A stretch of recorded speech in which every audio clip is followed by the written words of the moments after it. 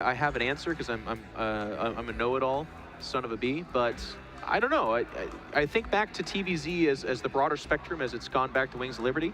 Anytime a Terran can put a planetary fortress at kind of a midway point and act as a way station, as it were, not to, that's terrible, but it is, you know, a way station, a base camp, if you will, and they can use that as their launch point to do the parade push.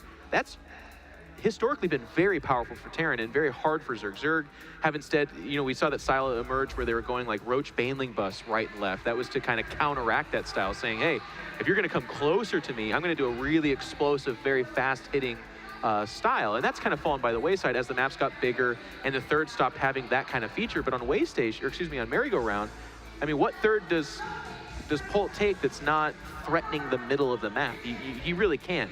You know, he's always going to be leaning in the direction of the additional bases of the Zerg player. I think one of the reasons why maybe some Terrans don't like Bionic that much is because of this strange invisible force field. It's hard for drops. Yeah, it's very hard for drops. You know, once drops go in, there's not really a way to go out unless they just fly all the way out of the base. But then the majority of the time, you have to go over a Spore Crawler or a Queens. We will get a few more shots off.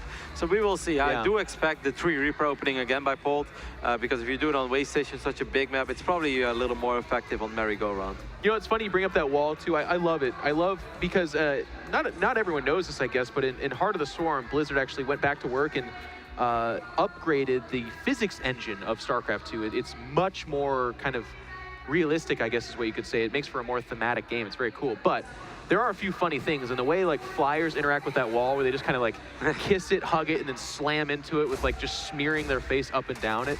It looks so funny. I hope we get a chance to see that in this game. But as it stands right now, one Zergling does go down immediately. And that's already pretty nice. Of course, it's the drones that are the big prizes. If any drones are lost of Jaedong, then it's a great start for Polt. Yep, but there are quite a few Zerglings over here. They're going to buy time for that Queen to spawn. Second Reaper is well on its way, and we see the third Reaper on the production tab as well. Quick Factory is a follow-up, so far everything is the same. Polt doing the same build? You don't say. I do not think that he's going to make the same amount of Hellions as he did. That would be very strange, especially because the Marauder drop would most likely get sniped on this map. So most likely will just be a little bit more of a macro opening behind these Hellions. I think that opening was an adjustment to Waystation in general. I think the adjustments we'll see that are going to be kind of the more normal version of Polt's TVZ should be 6 or 8 Hellions and the 3 or 2 Reapers, followed up with just kind of bio play. That seems to be what he likes to do. This is a really quick second Rex for Polt. I must say I'm a little bit curious. And semi-hidden too, you know? Exactly, that's kind of strange. Normally you don't drop a Rex in this phase in the game. No. I don't think it's going to be Mass Reaper, Jeff. He brings it back? We do that when we smurf in Gold League, but it doesn't work either. I actually like, you know, when I do like the Kingston HyperX booth or something like that, I'm like, oh, I'm so good, I'll do Mass Reaper, and then, you know, these gold level kids just smash me, make that threat on Team Liquid, and they're like, look, I beat in control, and I'm like, damn it. Mass Reaper hard to make work, long story short. Third base does go down for Jaedong in the background. He's up 10 supply, but again, that'll ebb and flow, and obviously in ZVT, that's not necessarily a measurement of who's winning or who's not. Roachborn. It's relatively quick. It's not super quick, but 6 minutes and 20 seconds makes me wonder if he wants to go somewhere with this. We don't see any lay attack just yet. No, Roachborn, and it's kind of quick. And also, it's at the front of his natural, so I don't think he's hiding it. I wonder if he's broadcasting that.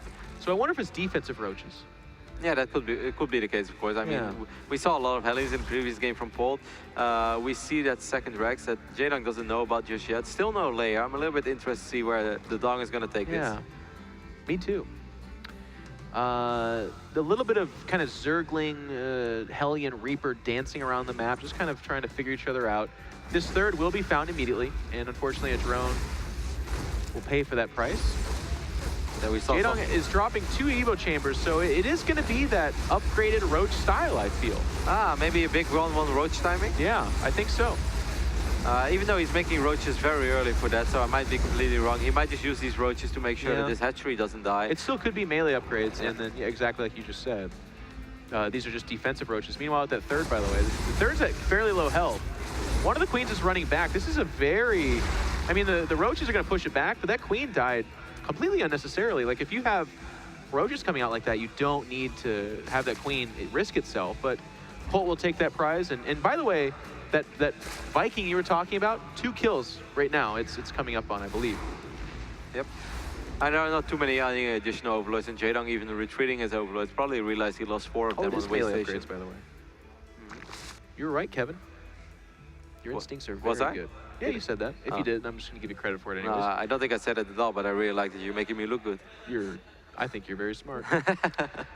You know what? Even though the Viking only has 2 kills this time as opposed to the 4 of the game previous, I love this to be done every single game. Look at, I mean, Jaedong's vision, because of these Hellions and Reapers and because of that Viking, it's non-existent. It's creep-based vision right now, which is, you know, pretty okay because he's got several queens out there doing that. But otherwise, he has no idea if there's a 3rd down behind this, if there's some weird 6 racks follow-up. Now, Polt's very kind of monotonous about his builds, but that being said, you still want to be in the know. This is a little bit more similar to what we know. Stimpak's actually going to be ready. This is 9 minutes and 40 seconds. This is a really quick drop. Yeah, double drop, Oh my god, all we have is 6 roaches and 3 zerglings. This is going to be really hard for Jaedong to deal with. If these units put themselves in the mineral line, what a quick drop over here by Polt, with Stim being ready already. Yep, and there's actually Reapers and Hellions out there hitting that 3rd at the same time. It looks like he's going to now target down the lair. A little bit of a weird choice, by the way. We'll see if I get to be critical about a queen spazzing out. They're doing what they can, are the roaches and lings, but there's just that stim, the 2 medevacs, they're doing a lot of damage. It looks like they eventually will get pushed back. He killed the gas, Kevin. If he would have targeted the lair from the beginning, I think that's a dead lair. I think if he puts himself in a better position as well, those zerglings will have a much harder time actually dealing damage to those units. That could have been a lot worse for Jaedong. Jaedong now also was like, oh wow, that was quick. That was quick. Stim, of course. As it is still really bad, by the way. Let us not, you know, gloss over this fact. Really nice drop. Killing the gas does do some damage there, getting a few drones, and of course forcing Jaedong to get more Zerglings into a bad position. But as you said, it could have been in the minerals, which gives less surface area. And if he doesn't kill the geyser and instead goes for the lair, he might have killed the lair right here, and the Jaedong's on the ropes in that case. He's gonna deny some creep. He might get 1 or 2 overlords as well. This could actually supply block Jaedong. Could be very frustrating. Of course, he could always morph Zerglings into Banelings, but the Baneling is not ready yet. Jaedong is gonna lose a few Mutalisks, but in the end, he will clean this up. I think he only lost 1 Mutas, so that was actually a very good trade. Not so bad. Viking says, hey, what about me? It wants to die, but first, the medevacs will be targeted. No 3rd for Polt just yet. I think that's one of the, well, I mean, it's floating over now, but it's not established. And that's where you look to see kind of the give and take of what Polt's done. Polt's opted for more aggression from the beginning, whereas a lot of other Terran players would have an established 3rd right now and would be more looking for map control. But Polt tried to do game-ending damage from the beginning. And what it's done is look at the Spire, not upgrading. Just now 2-2 start on those Evo chambers. That was delayed by a good 30 or 40 seconds as well. Yeah, Jaedong being ahead in upgrades, his 2nd game in a row, and I guess that's something we can see more and more often as a lot of Zerg players just open up like this, and that was different once upon a time. Yeah. And it's something that Zergs have always struggled with. And in fact, even last game, despite Polt being behind in upgrades, he still hit 3-3 faster than Zerg. Zerg has such a tough time hitting Hive efficiently and getting to those 3-3 upgrades. But Polt, once again, just kind of playing the shadow boxing match right now. Missile turrets at the natural mean that these Mutas are going to have to turn back. They're not really at critical mass. Behind this, 36 Zerglings being made and just a couple of Mutas being added. I feel like Jaedong, once again, is hoping to catch Polt in the middle of the map being overly aggressive. He could also just go absolutely crazy the moment that 2-2 finishes up. This is a strategy that was very popular a long time ago in Wings of Violet Liberty. did that all the time. Yeah, Dimaga did it as well. Yeah. He took 1 map of MMA, and then MMA is like, all right, I'll play a little different. Yeah, there's no drones on this production tab, Kevin. This is Mutalisk and Zergling all day long. Baneling speed is coming close to finishing. There's a Widow Mine, just a Widow Mine, I feel. And it gets triggered right there to ill effect. Jaedong trying to get him to come back onto creep. And he's also, as you said, waiting for that 2-2, but also Baneling speed, some really critical upgrades about to finish. Jaedong is wondering, I think, how he wants to properly engage. He doesn't know how many Widow Mines there are. There aren't really all that many, so he doesn't have too much to worry about, but that's something we know. That's not something that Jaedong can possibly know right now. And with just the 2, it'll be interesting. I mean, again, it's just been